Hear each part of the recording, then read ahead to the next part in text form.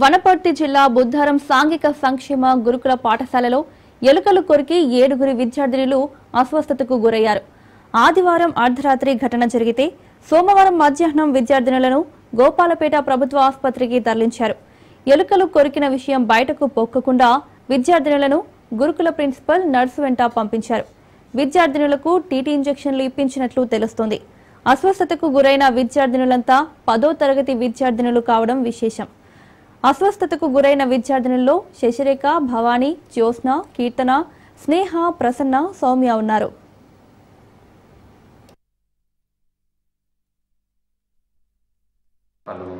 అందరికీ నార్మల్ చిన్న చిన్న స్క్రాచెస్ ఉన్నాయి.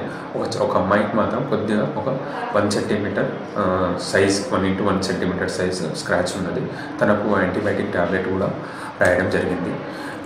మళ్ళీ ఫర్దర్గా వచ్చి చెకప్ చేయించుకుంటుంటే బాగుంటుంది. ఇది కాస్త ఒక 7 మంది పిల్లలు 10th క్లాస్ అమ్మాయిలు అందరూ కూడా ఒకటే రూమ్ వాళ్ళు నా దగ్గరికి రావడానికి అరౌండ్ 12:30కి వచ్చారు. నా దగ్గరికి తీసుకొచ్చారు. అందరినీ చూసి చెక్ చేసినాను.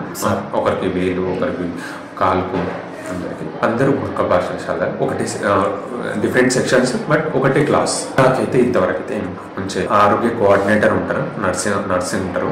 తను వచ్చిందనమాట. ప్రిన్సిపాల్ అయితే రాలేదు, ఏం చేయలేదండి. నర్స్ అయితే వచ్చేది తను ఇస్తున్నామండి.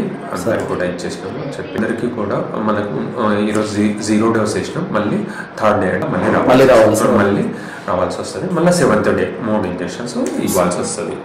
ఈరోజు ఇంజెక్షన్ టీటీతో